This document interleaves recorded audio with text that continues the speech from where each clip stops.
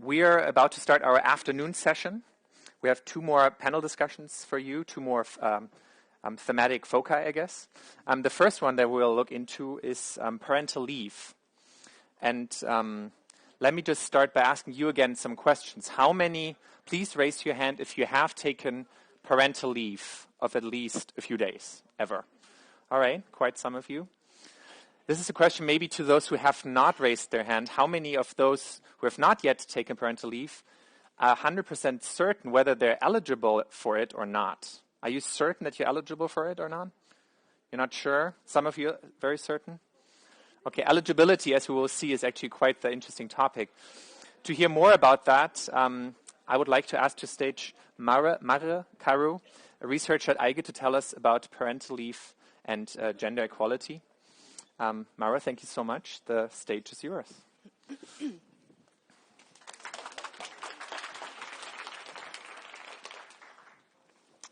Good afternoon. I was on parental leave recently.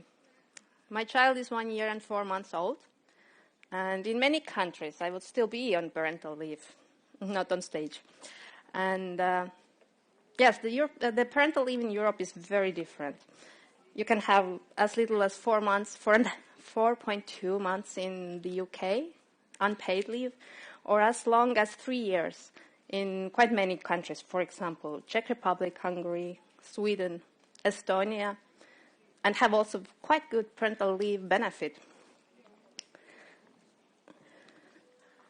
And then, when I was working still in Estonia as a researcher, looking into different parental leave policies, into family policies, I was always thinking, what a great measure parental leave is. It gives you a right to take time off from work, not to lose your job after maternity leave, to take care of your small child. And it's available to mothers and fathers. And very often it comes with benefits. Just 7 countries in the European Union do not provide any benefits to the parents during the parental leave. So what does it do? It gives you job protection. This is the main purpose of the parental leave. And very often also income protection. So you do not need to worry falling into poverty, let's say. And then, after all this research done in Estonia on this topic, I could not use it. I was not eligible. It was my own fault. I moved out of the country. But for many people, it's not their fault. It's the way the policy is designed. The eligibility rules. The countries can set restrictive rules to say who is eligible, what conditions you need to meet. And there are 18 member states who have set eligibility criteria connected to, to the criteria, or the way that people work, the employment conditions. Most often it's about how long you have been working. And it's very often that you have to be working for 12 months at least to be eligible for the leave. So everybody working short time, they will not get the leave. Then there are 7 member states who have excluded self-employed people. And 11 member states exclude same-sex couples. You will see here who they are. I hope it's visible. There are other conditions. The policy, parental leave policy is quite complex across Europe, and there are details different, and also it's quite unclear how the policies treat, for example, people from different countries, migrant background people, and how the citizenship comes into play. So unfortunately, we could not take this into account. But with the help of a great group of researchers, Margaret O'Brien and her colleagues from University College London, as well as other colleagues from researchers from University of East Anglia were helping us with this study. And they used extensively the source of international network of leave policies and research. I really recommend, if you're interested in parental leave policies, go and visit their website. So they are mapping the policy rules, and we used very good quality comparative statistics from Eurostat to actually look at these rules and calculate how many people are then actually eligible, taking into account, their status is in the labor market and the household level. And what the study found is that actually 1 in 5 people in Europe, and this applies to women and men aged 20 to 49 years old, who are most likely to be parents, and they do not have children necessarily, it's just everybody. We looked if they would be eligible to parental leave, if at this moment they would have a child. It's 34% of women and 23% of men in this age group would not be eligible. Mostly it is because they are not in employment. They are either unemployed or inactive.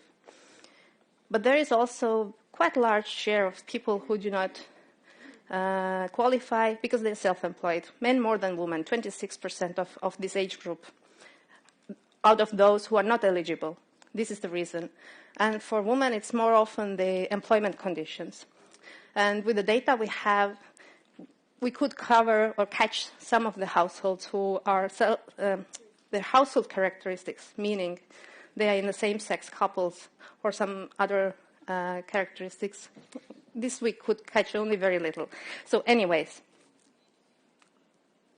there are many people who are employed. 1 in 10 person who is employed cannot use the parental leave. But this is different in countries. There are countries where all or nearly all employed people are eligible to parental leave. You can see them here. It includes Czech Republic, Denmark, Estonia, Croatia, Latvia, Poland, Slovenia, Finland, and Sweden. So there is no problem with eligibility. Then we have a second group of countries where there are more women than men who do not qualify for parental leave. The highest in here is Luxembourg with 19% of women and 17% of men. And their conditions are quite restrictive. They say that 12 months, you have to be working for 12 months for the same employer for at least 20 hours per week to be eligible for the parental leave. In Slovakia, at the other end, it's 6% of women and 2% of men, and it's 270 days in 2 years. So it's a little bit more relaxed condition. So these are just examples of how these eligibility rules are designed. Then we have a third group of countries where there are more men ineligible to the parental leave. And here, the main reason is that every single country who does not allow self-employed people to take parental leave, they are in this group. Men are more self-employed than women. But also, among these, there are many countries who have several conditions set to the people. So as a result, there is, for example, in Greece, 37% of men, employed men, would not qualify for the parental leave, and 32% of women. In UK as well, 31% of men, 26% of working women. And yes, they require everybody to be working 12 months at least before having the leave, and also you can't be self-employed. And the last, very small group where there is no gender gap, just Romania and Latvia. Which is this, huh? So, what are the options for these people who do not qualify? You either don't have children, or you have children and you lose your job, or you change the way you work. You go to not self-employment, but find a job. Or you have other leave arrangements, agreements with employer, or you use childcare. Because, this does not mean that they don't have maternity leave. Women usually have also maternity leave in countries. So for a certain period, you can stay at home with a newborn. But after that, nothing. Yes, childcare is one of the options. And actually, when you evaluate how good a parental leave policy is, you have to look broader. It's disputable how long is the best, let's say. It depends. Do you look at the child perspective, employment perspective? There are different perspectives you can have a look.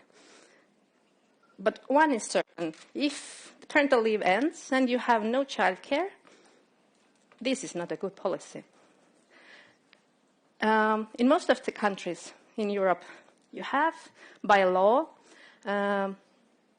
entitlement to childcare from certain age. So it's like by law guaranteed that you will have childcare after a certain age, but except in these countries. And now the question is this age connected to the parental leave? Is there a gap between? There are countries which have thought it through, and as soon as the parental leave ends, the childcare starts. At least by law. It doesn't mean that it's in reality always happening.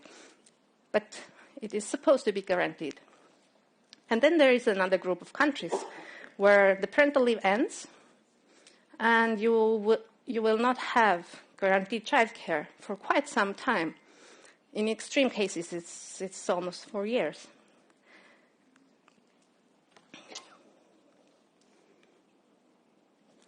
It doesn't mean, of course, that there is no childcare available in these countries. It just means that it's not guaranteed by the law. So it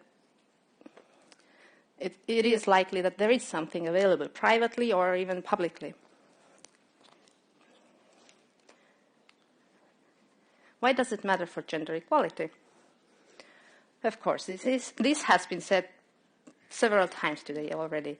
All these kind of gaps in the policies. In this case, it's a gap in parental leave policy because it doesn't apply to everybody, or a gap in parental leave, in childcare. It is women who take and fill in the gap. You either, the unpaid care is still done mostly by women. The share of men using parental leave is very low in most of the member states. There is not very good quality information about it, but we can say quite certainly that it's not equal for sure. And women are more often not in paid work because of these care duties. This is, again, not a surprise. And if there is no policy options, this is what you do. You can't leave the child alone.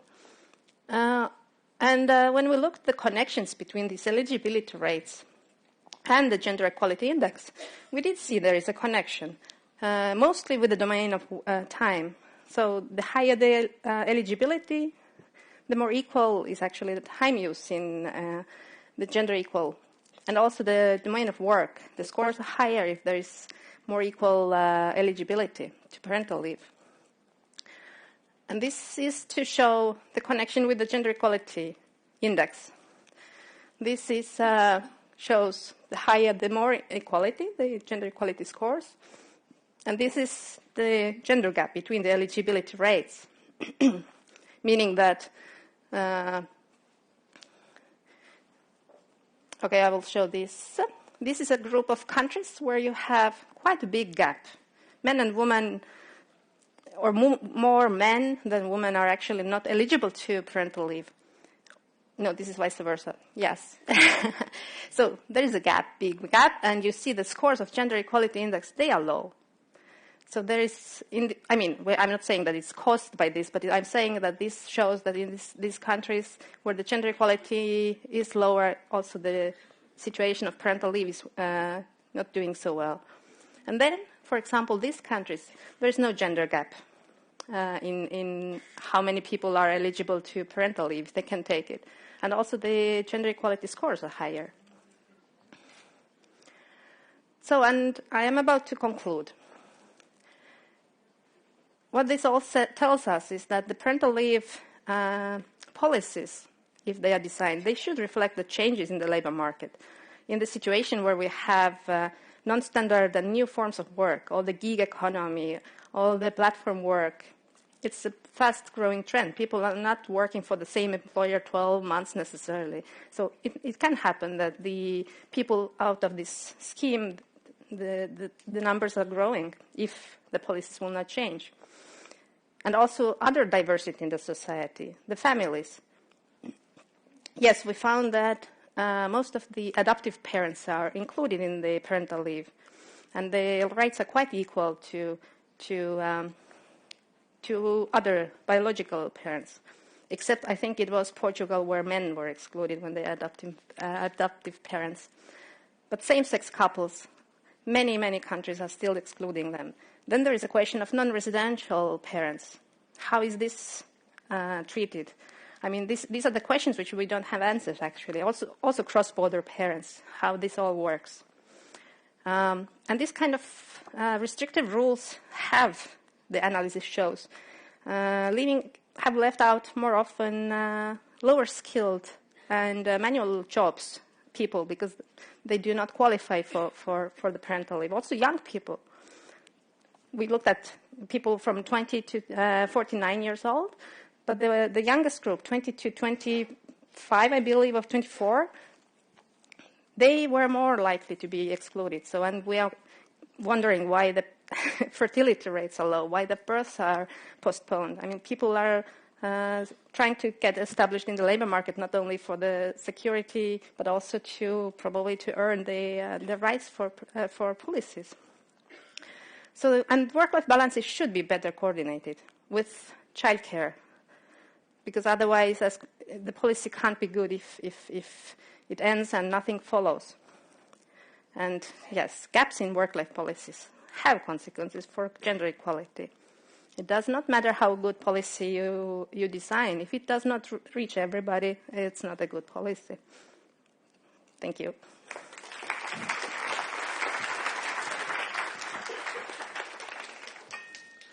Great. Thank you so much, Marre, for giving us this insight. We're very happy to discuss parental leave in particular with a great panel of experts. And we have four of them. Mira and Marre will join us again. We have Karin Strandås, State Secretary to the Minister for Gender Equality in Sweden. Björn Sieverding, who is a board member of NEFLA, which is short for Network of European LGBTIQ Families Association. Annemie Drieskens, President of COFACE Families Europe. And Koen Dedoncker from MenEngage Belgium. Welcome to all of you, and please join me on stage.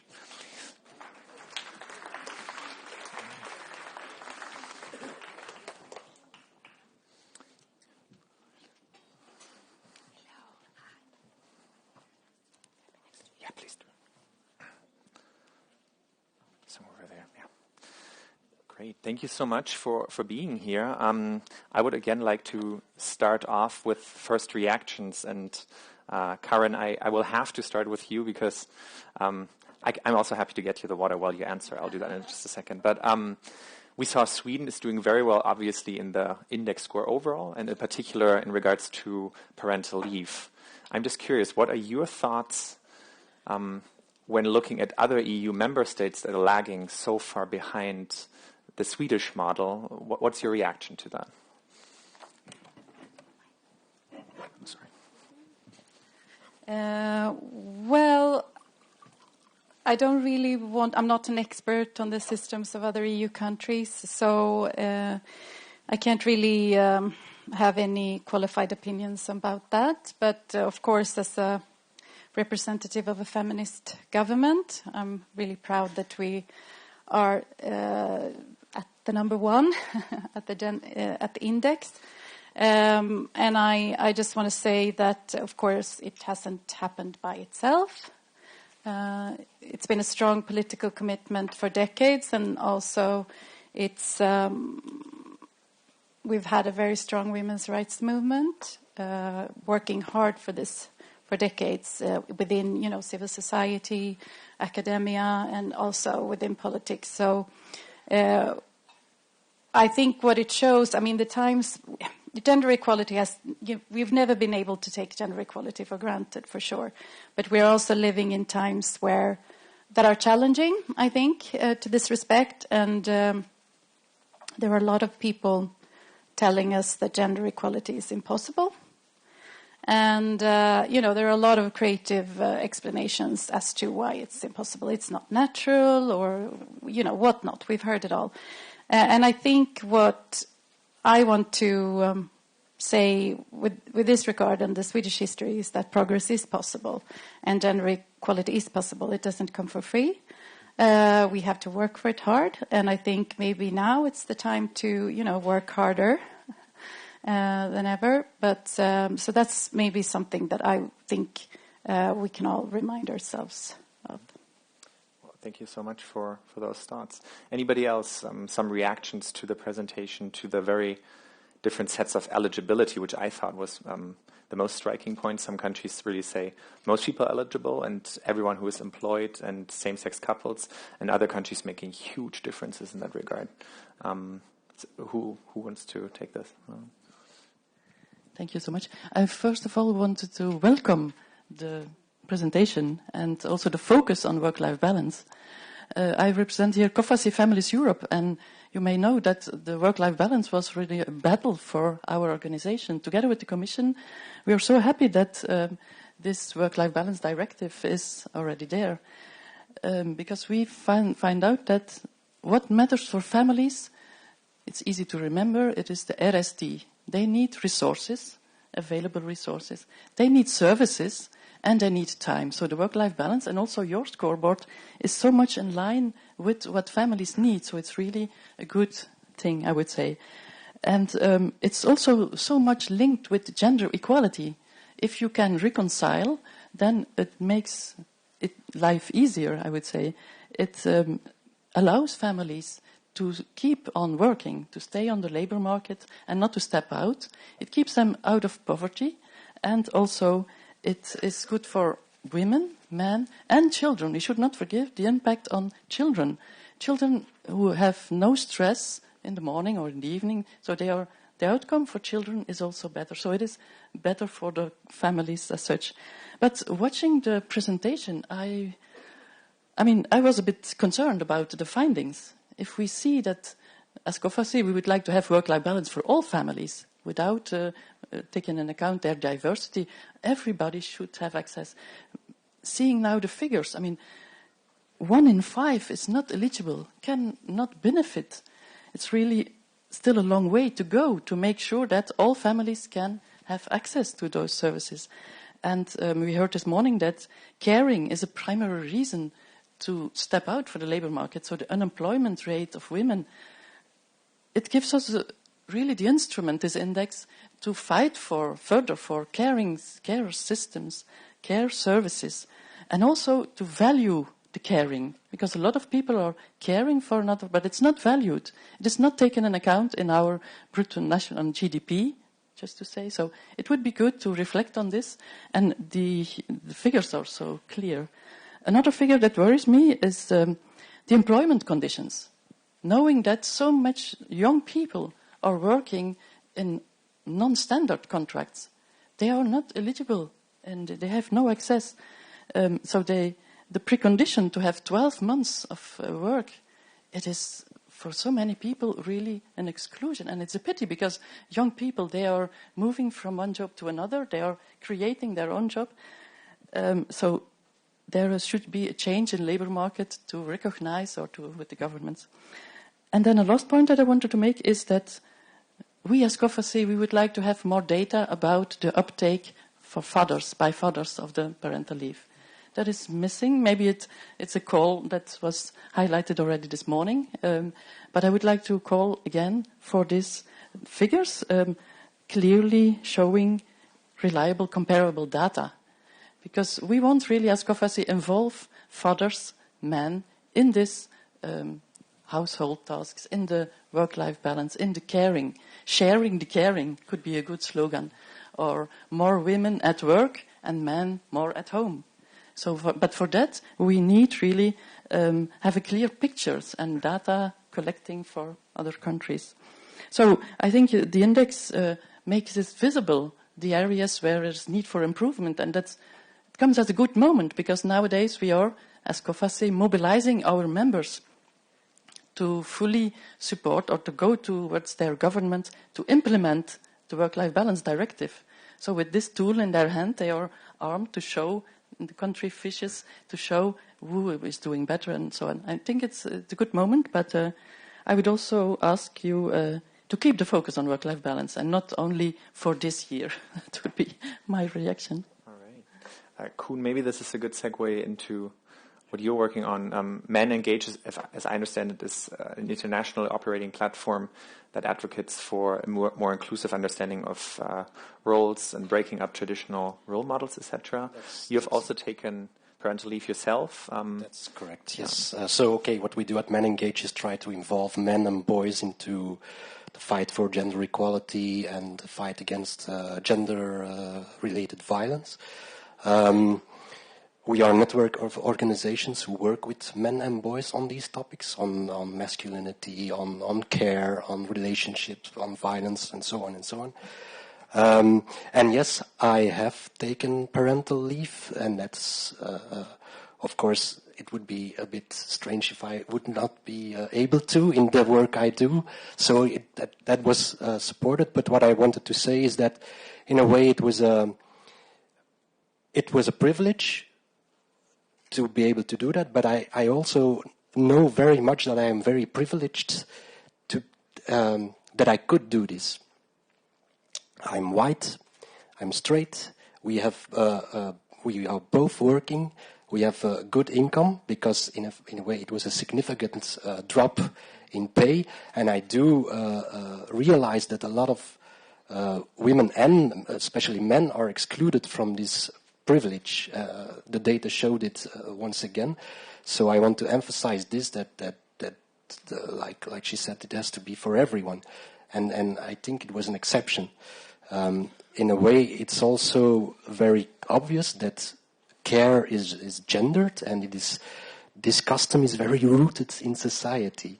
And I encountered this in many different ways during my parental leave. That I'll give you an example. My boys are 3 and 5. They are in kindergarten, and apparently, when you make them sandwiches, apparently they have to eat all the sandwiches, but one. They can leave one. It's a policy of the school. I was not aware of this. I make the sandwiches. The kindergarten teacher saw me. She said, "Sir, could you please ask your wife to make less sandwiches?" So this is something, or can you please tell her that this needs to be done? Can you tell her this and that? She would not speak to me directly as a parent, or as I would have to tell my wife, which I did, but I made the sandwiches. So, I mean, it's funny, but it's also troubling, because it's very rooted in society, and everybody expects women to take this care role, and if men do, they are considered to be weird, maybe. And they say, like my wife, they tell her, "Oh, you're very lucky." Come on. I am lucky to be able to spend time with my kids, and that's the most important thing. And if you build this relationship, it's the most important thing. Sorry. Björn, I would like to bring you into this. We saw in the presentation there are 11 EU countries that do not give same-sex couples eligibility for parental leave. Koen just talked about privilege. It really seems to be a privilege. It's not generally available, particularly for LGBT families. Yes, what are your thoughts on that? Yes, indeed. So I'm not surprised about those numbers. So I thought it could be even more. Or also I was surprised by some of these countries. I thought they would have parental leave opportunities for same-sex couples, because it's mostly also related to the possibility to become jointly parents. Yes, so whenever there is a country, for example, when a lesbian couple become parents, then only the biological mother is recognized as legal parent, and the social mother isn't recognized at all in a lot of countries. And so, yes, we have a lot of countries within the European Union where same-sex families are completely excluded from parental leave. And yes, it doesn't shock me to see this here in the list. We are working on this. But of course, it is still a threat to our group and to our community. And on the other side, I was surprised also about the numbers of, when you saw that household characteristics are just 0.1% of those, who have not the possibility to take parental leave. And I thought, in all modesty, yes, of course, rainbow families are just the minority of the minority, and they just might not be entitled to speak up on the panel like this. But I have to say, yes, but it's an additional burden to be same-sex family. You have all the other issues at the same time, not to have employment possibilities, for example, for lesbian women in a couple, or something like that, and also privileges and not non-privileges for men taking parental leave. Yes, I'm also a father of 2 children, and so 8 and 3 years old, and I just took parental leave unpaid because I had the possibility, because my husband had enough money to raise all of us. Yes, of course, these are additional problems for same-sex families at that time. I believe we have something on Twitter. Yes, we have one related question here. I wonder if you could shed light on that. There is a question of the situation for trans families, and there apparently the situation is even more unclear. Yes, that's true. And even in our network, trans issues are still on a very low level to be in a position to do something or to even to address this. So we have a very good tool. This is the ILGA Europe Rainbow Map, and this is an overview about human rights standards in all of the European Union countries, but also beyond in the framework of the Council of Europe. And when it comes to trans parenthood, for example, only 4 countries in the whole European framework are allowing trans people really to be parents to their child. So it means, for example, when you have, after a transition, that you are recognized with your new gender. So if you gave birth to the child, you are always recognized as mother, even you have the transition to be the father of the child, and it is not recognized as such. And this means also for parental leave issues, of course, because paternity leave is only for men or for fathers, biological fathers, but then there is already the question, yes, but who is the biological father, or who is the father, or is the primary carer? So we have so many difficulties with these words also in our policies. So when it comes to paternity leave, for example, we had a court case even up to the European Court of Human Rights, which was decided in 2018, so only 1 year ago. And it was a lesbian couple, so not with trans issues, but a lesbian couple who asked for paternity leave, because there was one mother who took already maternity leave, and they also wanted to have the possibility to share their tasks. But the highest court, yes, the Human Rights Court, decided no, the other woman is not entitled to get paternity leave, because it's only there an instrument to get fathers involved. But for that family, it would have been good to share the competence of raising children. So interestingly, we have a lot of those issues. This was a case from France, and this is something also positive, because in France they changed these laws. So now it is a gender-neutral approach, and you have the possibility to get a welcome leave, and afterwards, an additional leave, but it's not related to maternity leave and paternity leave, but it's open to everyone in the couple, and it could be same-sex couple or also a different sex couple. And so the issue is not anymore there, but we have still a lot of countries where you are related to your gender identity, or you are related to even to your marriage. If you are not married, you are not entitled to get parental leave. For example, you are not entitled to be recognized as mother, as legal mother, when you are, in some countries, not married. So then you have to go through a stepchild adoption process. But even stepchild adoption for same-sex couples is not always available. So sometimes you really have no choice. You are just outside of the framework. Yeah. We just heard a little bit about also France changing to a gender-neutral, I guess, kind of system. Karin, in Sweden, you have a specific policy. I guess it's one of the more prominent policies, the father's quota. I guess it's what it's called. Can you tell us a little bit about that? How it works, and it sounds it's very effective about what we can learn from that.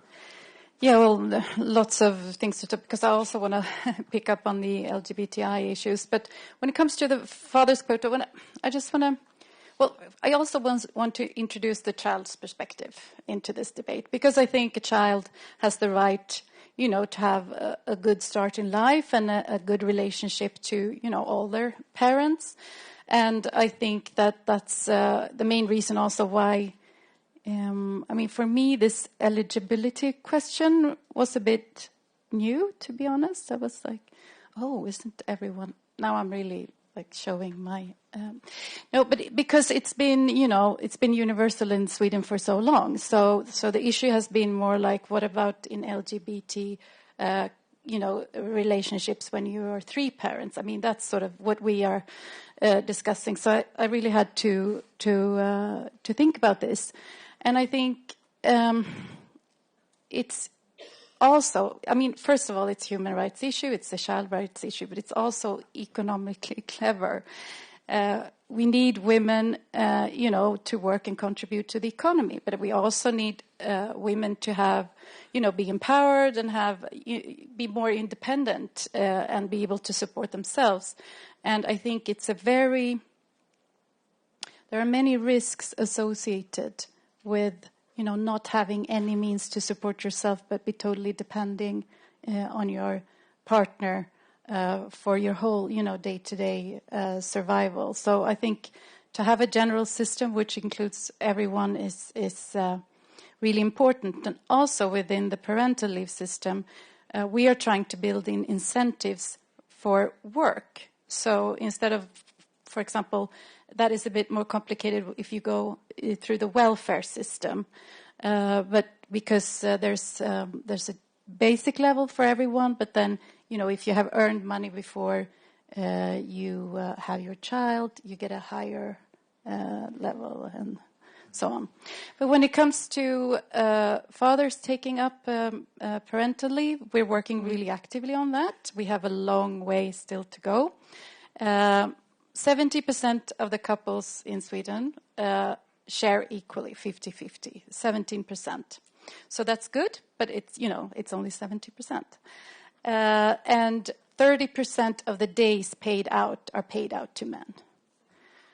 Most men who are at home at some portion take out a portion of the parental leave, they use the days which we have reserved for men that can't be transferred to the woman. That's 90 days, is that right? That's 90 days. Mm-hmm. So it started in 1995, I think, when we reserved the first month to the father, which was, you're not allowed to transfer it to the other parent. And then after a few years, I think 7 years or something, another month, and then quite recently, a third month. And those have been really, really important in making men, take a more active role in fatherhood. And I would also like to, I think that, men deserve to have the chance to be good fathers. And I think most parents would say that one of the most, important relationships or in life is being a parent. And I think that that's really important. And I just want to mention one example. I'm sort of getting warmed up here, so much to say. But there was a child's magazine in Sweden that made a survey, and they asked the question to the readers, and the readers were between 8 and 14. And they asked the question, who would you talk to when you're sad? More children answered that they would rather talk to no one when they're sad than their fathers. I mean, this is not scientific academic research. This was a youth paper who asked this question, but I find this So depressing. And I mean, for fathers, the reaction in Sweden was quite huge because it's so telling. Like, what are we doing, really? So, you know, the first option would be the mother. The second option would be a friend. Third option would be no one. And then father at 7% or something was the fourth option. So, I mean, we really need to work on this. And I think it's also an investment for the future. Because I think that sound relationships with, you know, both parents or if there are several, but with fathers also, I think that's really an investment for the future. Exactly. I just wanted to highlight that as COFACE, we are also taking the focus of the child perspective, because we consider that a world designed for children fits for all. I mean, it can help us to take the perspective of the child. And I just wanted to say that the key factors that we found out that makes that fathers don't take up their parental leave, there are two kinds of factors. First of all, it is the economic factor. It is the adequate payment that is missing still in the parental leave. Not only for fathers, I would say, but also for lone parents. They cannot take up this leave as it is not adequately paid. So also for them, we should have an adequate payment. And another thing is, if we would make it more flexible, we have seen this in Belgium. There is a possibility nowadays to take 1 day a week as parental leave. So split the whole period, and the men joined more and more this parental leave. So make it flexible, adapt it to the reality where people live in. There are also other factors, naturally, that avoid fathers take up that are more socio-cultural. We are talking about gender stereotypes. I think there is still, at the workplace, still a conviction that it's better for the mother. At school, like it was mentioned, but also at work, it is too much fathers that need really to push to take this parental leave. It is their right, so they should not be prohibited to take it up. And I think we should focus more on that to involve fathers, because closing the gender care gap, it is for us the first step to close the pay gap and the gender pension gap. Because if you make sure that women do not need to step out the labor market to take up this caring role, they can work longer, and also they can earn more, they have a full pension. So by focusing on the gender care gap and trying to close this gap, I think we will solve the pay gap and the pension gap. That was. Yes, I think Marre, you have a few points. Yes, maybe I will add to the father's quota and the great success in the eyes of the whole Europe of Sweden, but also outside of Europe. We see European Union, we see Norway and Iceland, who have very similar approach to the parental leave, and it really works. But the question is that would it work outside of these countries? Because as you said also, it's decades of dedicated work towards the gender equality in general, and we don't actually have good examples, because we do have fathers' quotas in other countries as well, but there is always a but. It's not exactly the same policy. There is, for example, the pay is missing, or it's vice versa. It's very highly paid, but there is no fathers' quota, and separately these elements do not work. We haven't seen any examples. Correct me if I'm wrong, and I don't know the developments in your country, but I think we haven't seen this. So the question is that, you know, it needs to be kind of more comprehensive policy approach, probably, to get men involved as well. It would help, of course, I'm sure, but together with the rest of the society supporting, not to be regarded too weird and mistreated in a way, because I mean, no money can pay like social consequences of your choices, I think. I mean, what several of you have been raising, it's not just policies, it's also cultural attitudes that change slowly, and Sweden has been working on that very actively with the help of policy, but it's also social or cultural, I guess, understanding or norms.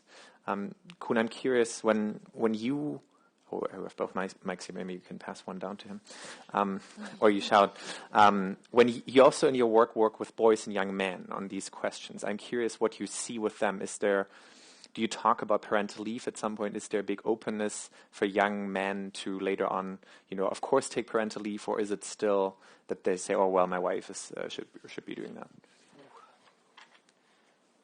I cannot generalize that, but because those boys are young, we had that in a program that we are working on, but parental leave and stuff like that, it's really, they have other issues, other problems. So what we talked about instead was their relationship with their father and how they would like to see things or do things differently. And that kind of works. And very often you have absent fathers. They are emotionally not there. They are physically not there. We worked with kids who were in problematic situations, so often the father was not there, they would be in jail, there would be other things happening, and this relationship is in fact very important for the stability of those boys, and this is something, if you work with them, that they be able to see. They learn to care for, in these groups, they learn to care for each other, and with that we teach them care, and we hope that they take this with them when they will eventually become fathers. But we have to do two things. Like you said, we have to have a policy that makes it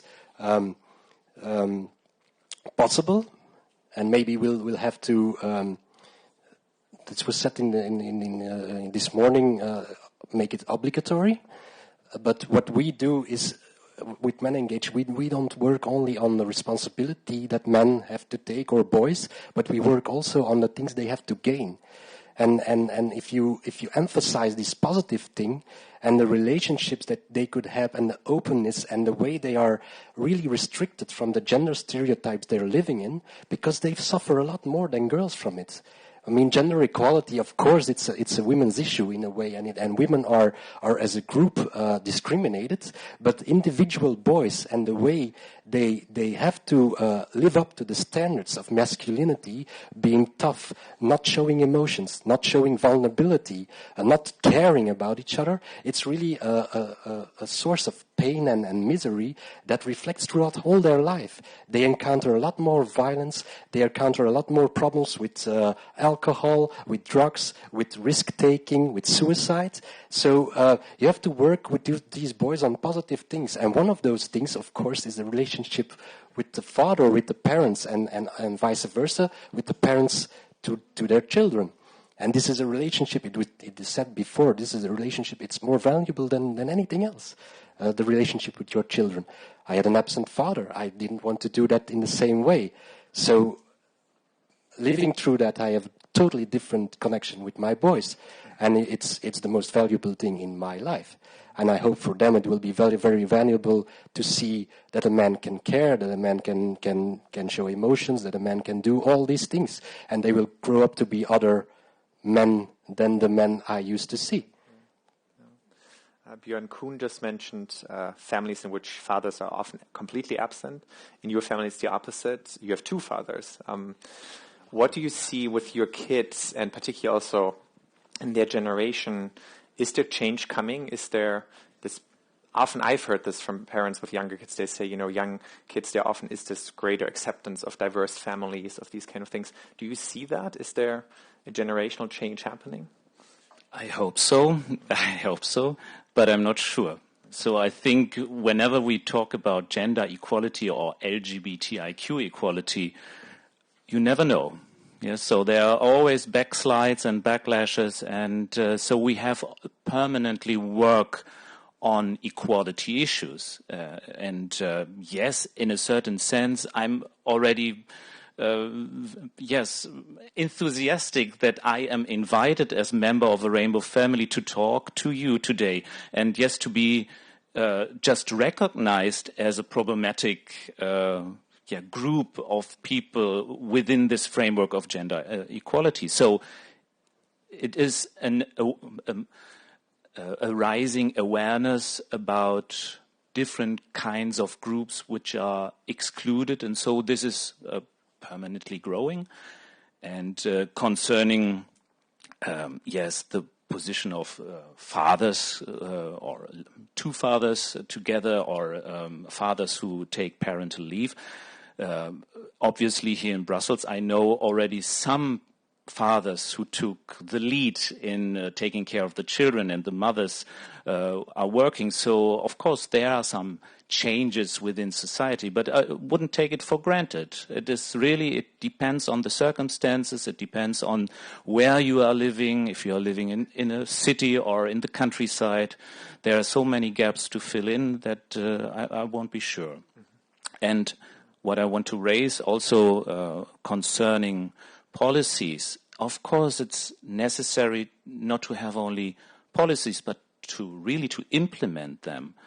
So I have an example of the European institutions, so here in Brussels.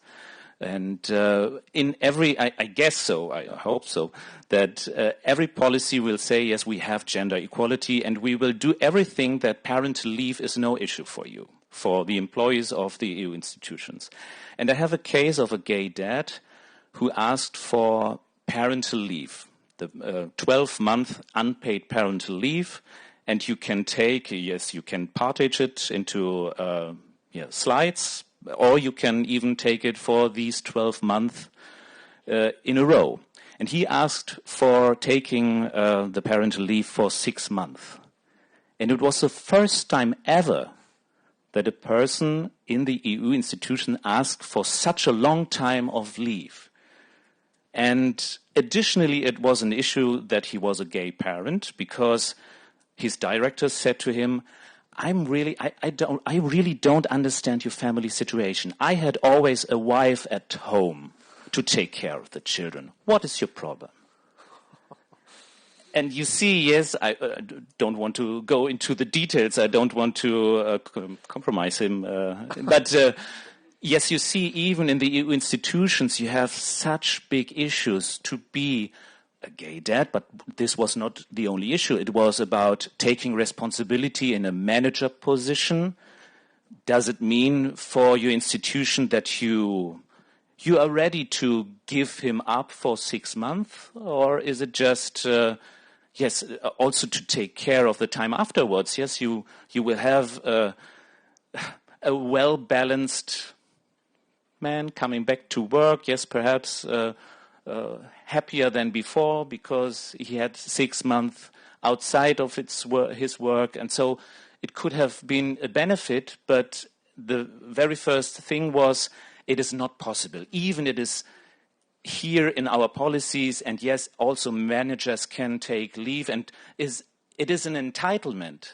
You don't have to get a permission to have parental leave. It's an entitlement, but it's still so difficult really to step into it and to ask for it, because you might lose your job. And in this case, it ended up in harassment, and the colleague had to change his directorate because it was not possible to work together anymore. Mira, we've got something from you, right? I've got a question from Twitter, which is a more kind of structural oriented, maybe solution oriented, and it is about asking how and what could we do to promote better take-up of parental leaves by men. So do you have any thoughts on, say that you are eligible but not necessarily so many men take it? So do you have some thoughts on how to bring that up? Karin, do you want to go? Mm-hmm. Well, I mean, from our experience, I think quotas have been really effective. So that's really important, I think. But also work on norms and stereotypes. And I also just want to. It's not a clear cut between the two, because legislation, also can create normative change. I mean, for example, 40 years ago in Sweden, we abolished. That you couldn't hit your kids anymore. I don't know, there's a formal term for it in English. And it's not that people were ready for it when we introduced the legislation, but really fast the norms also changed. And I think it's, with the quotas, it doesn't change either overnight, but it becomes more and more natural that, when you leave your kids at school, you're not the first father who has made the sandwiches or whatever slowly changes. And I think that from a political perspective, of course, legislation and those kinds of reform initiatives are the first things that we think about. But here also, of course, I want to highlight the important role of civil society as well, and also employers that have progressive policies and actually live by them, as opposed to the example that you had, where it's seen as just something natural and positive for the working place too. I think that's really important. Looking into the Swedish situation now, if we have a moment to you've had a little bit of a intersectional approach here today, which I think is really good. It's not the same, overall men in general, but it's highly educated men with a higher income that, to a larger extent, stay at home for a period. While the situation is different in people, fathers with lower education and income. So we also have to adjust our policies and think about how do we reach them. And also going to mothers, we see that we have to focus more on foreign-born mothers, and to make sure that, because we have a very general system, that we maybe enhance the incentives for them to go back to work. So I think, taking the next step in analysis of who are we talking about is really important too. Annemie, you wanted to jump in there? Yeah, I think, as I said, we are now at the moment with the Work-Life Balance Directive. We are in the phase of implementation. I think that triggers also our attention, and it can help to involve fathers more. I think also that we need to concentrate on the good examples. There are companies who are already offering the floor to fathers, and there are inspiring practices, I would call them. There are bad practices also, a black book and a white book we could make, but I think it's good also to highlight the companies who are really investing, because they tell us, if we contact them, and we have family-friendly companies in our organization, and they say, yeah, we see really the win-win of it. It is a business model that should be more promoted. And also, it was said by you also, I think we have, as a civil society organization, as a family federation, we have also our role. We make meetings with fathers and mothers, and we are preparing a kind of campaign so that people can discuss themselves how they would share the caring. Because we find it is not up to the government, not up to the European Commission, not up to say what fathers should do. It was a while ago, the kind of campaigns, fathers should take this and that, or fathers should iron. I think it's up to every individual to make the best out of it and to reconcile. To offer the task of the governments is, in fact, offering the choice so that families can choose how they can combine, how they can reconcile. And it is by the RST, I come back on that, it is by offering resources to families, services, and also time. So that fits the whole life, I think. And we are preparing a campaign to raise awareness. So to discuss in the family who is best placed, who will share. Because we see also if there is a commitment from the partners in a family, then it goes easier. If it is an evidence, if it is an unwritten rule, I would say, if it is not discussed openly, then there are some problems. But if you discuss, if you dialogue really on this, and you find a common approach, I think we are convinced that it could help also. Great. Well, thank you so much. I would like to open this up to the whole audience. Again, if you have a question for anyone on the panel, please feel free to do so. We have microphones again. Just raise your hand, and we're good to go. Here we go. Something very good. And please just introduce your name quickly with your name and organization. Yes, my name is Sabine Kraus, and I work for the Dutch government, the Gender and Equality and LGBTI Equality Department. And my question is, what are the views of the panel on single parents and how long the leave for single parents should be? Because if leave is not transferable, and of course that's very important, would that also mean that single parents just get one period of leave, or do they get double leave? Because I'm not sure what would be best from the point of view of equality. If they get just one period of leave, that would mean that their children had to go to care earlier than children that have two parents.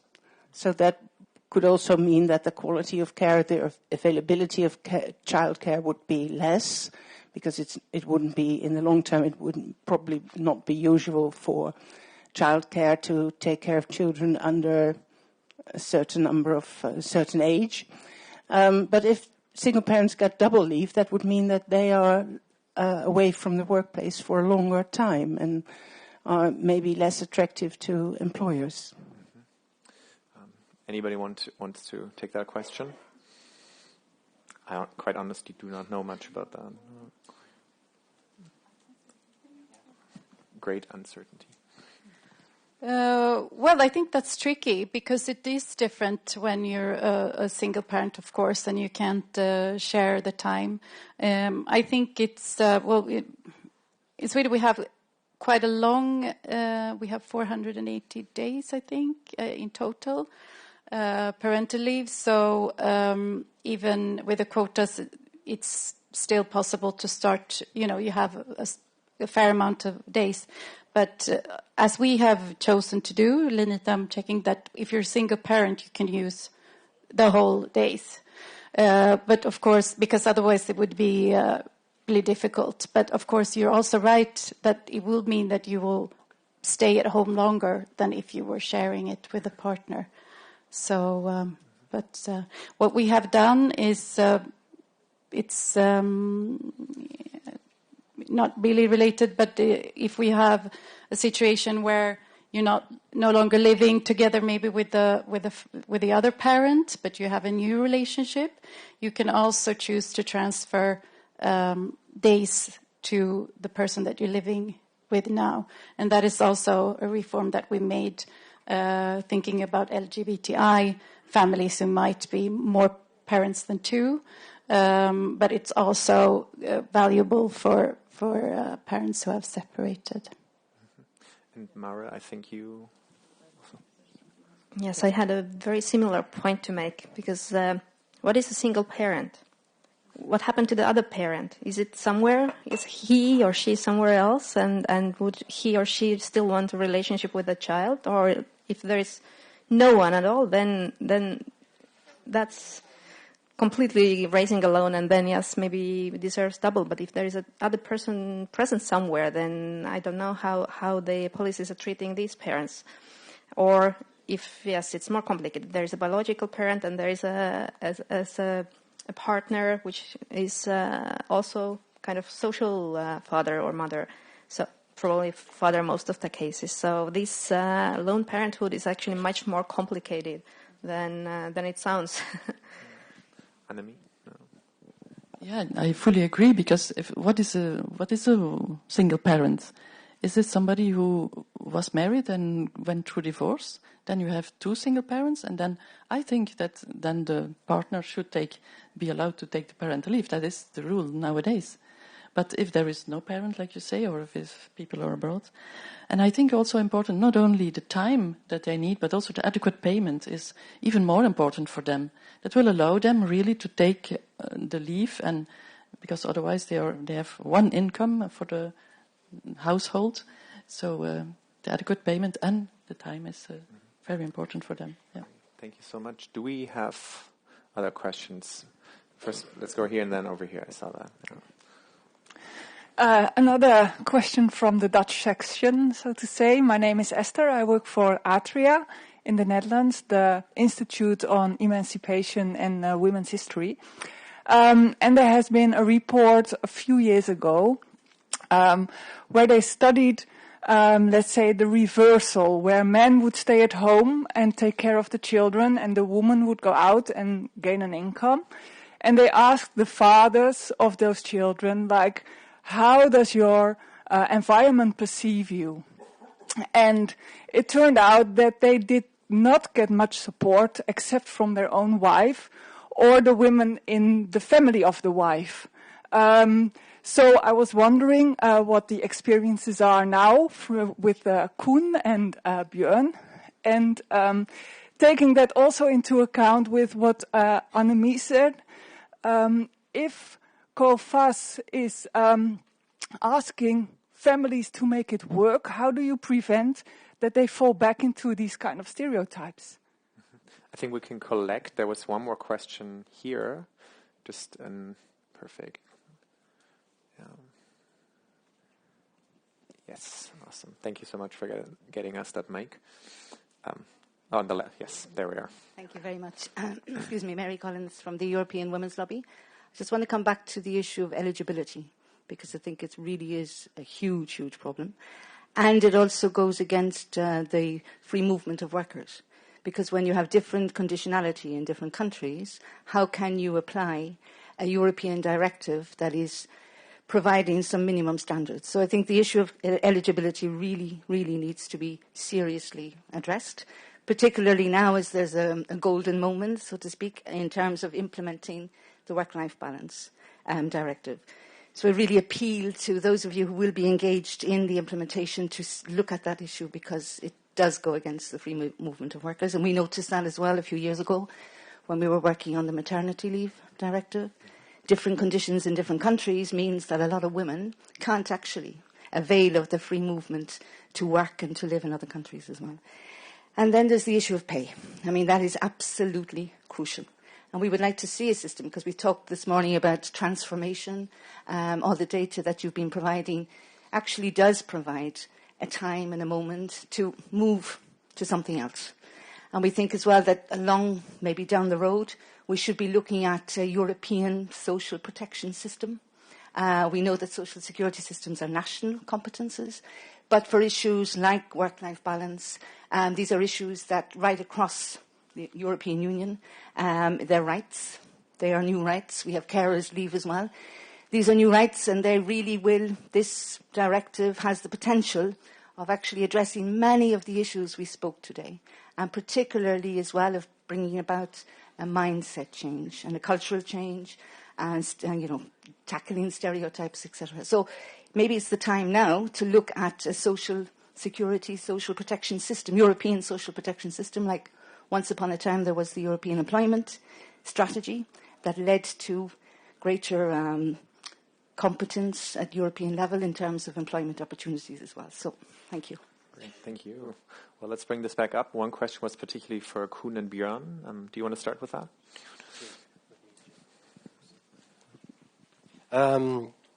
Thank you for your question. In a way, it's very difficult for me to answer it, because in my environment, and that's what I called before, I'm in a privileged position. I notice that a lot of men in my environment do the same thing, certainly because we have a flexible system. Like she said, you can take 1 day. Fathers would take the holidays, 2 months. You can play with this system.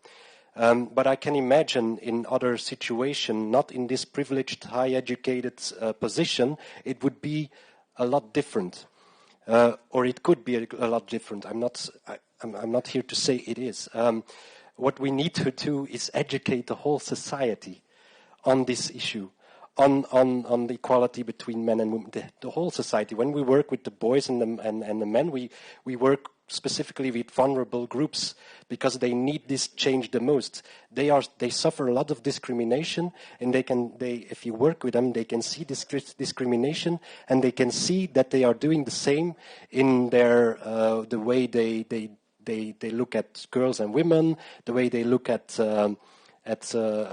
same-sex couples, and so on and so on. But it's a work that has to be done on every level of society, and to break it open, and to get more responsibility and possibilities for men to take up this role. So we just started, I have the impression, so it's getting better, hopefully.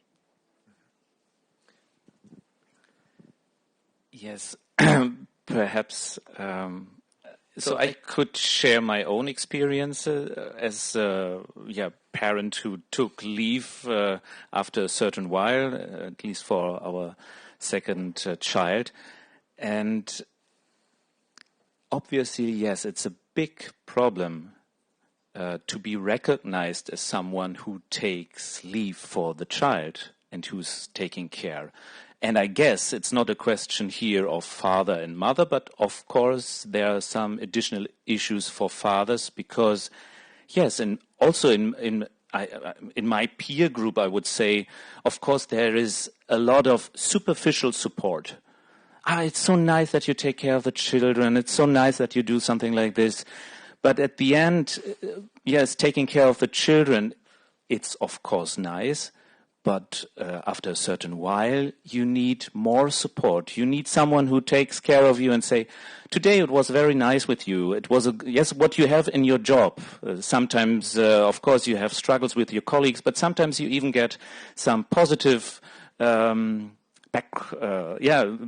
Yeah, and as someone who is at home, yes, perhaps you have this backing from your children, and this is crucial, and this is nice. But you need also your friends or your family.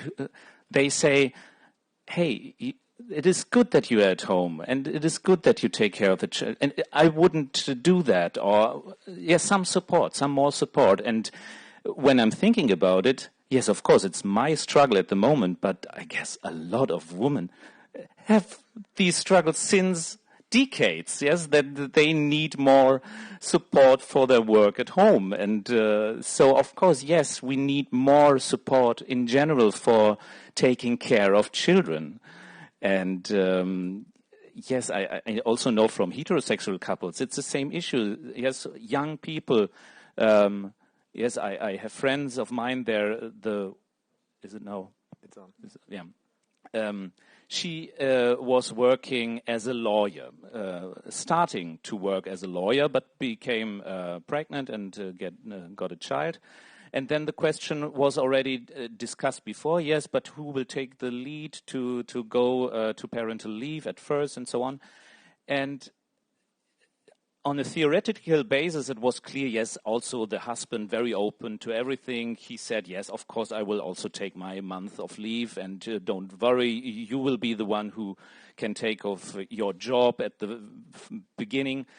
But at the end, it sorted out, no, he was afraid. He was just afraid to take even only 80% of his work, because he was afraid of his colleagues and his friends, how they would take this. And of course, yes, we have to work on it. Annemie, did you? COFACE launched recently a new deal for families of today, and we prepared our priorities for the new commission. I think it's also a moment to handle on this. I mean, and I think we should take care also, take into account also the way people are coping with the stress, with the work-life balance, who doesn't fit. A lot of people are running to burnout. So if we could only figure out how many of those burnouts are very costly, but also linked to the stress in this work-life balance thing, it could help us to figure it out and to showcase that it is not a cost investing in this work-life balance. It is an investment, and it is worth doing it. It was said this morning by the director, I think, that we should not consider it as a cost, but rather see it as an investment in the quality of life, offering work-life balance for every families, that it's better for all. Our slogan is better families, better societies, because the families are living together, they are sharing the caring, and they are making the society as a whole. Karin, you get the last words. We're about to close the panel. Maybe from your perspective, can you give us some good advice or tip on how other countries can follow a little bit? Something that we can take away, particularly here in Brussels. We just heard about all these differences, eligibility. Some idea. Well, I think that throughout this day, we've had some really good basic advice, which I also think has been really important to us in Sweden. So I think maybe some of the reforms that have been important in our country could also be the same in other countries. And I think, high quality, affordable childcare, as we have been talking about, it's essential. It's just without that we wouldn't be where we are, and we introduced that some decades ago in Sweden, and I think it's been very important. And one important reason why we did that was that we needed women in the workforce. I mean, it was an economic issue of actually growing the economy. I think there's a lot of talk and logic about cost instead of investment, which I think someone in an earlier panel said as well. So that's really important. And I think, legal, just being allowed and expected to take parental leave at all, and also, of course, have a system which encourages work so that there are incentives with it, but that you don't have to have worked and had a steady income to be included. I think that's really important. And also flexibility, and the Swedish government, we are a fan of quotas. We just introduced the third one in order to try to work towards greater gender equality when it comes to parental leave and parenthood, I think. Great. Well, thank you so much. To conclude, we actually have a short video prepared by the council who is hosting us today on parental leave. I think it's just 1 or 2 minutes long. And from 2021 on forwards, fathers in the EU will be entitled to at least 10 days of parental leave. And I guess that's what the video is about. So if we could...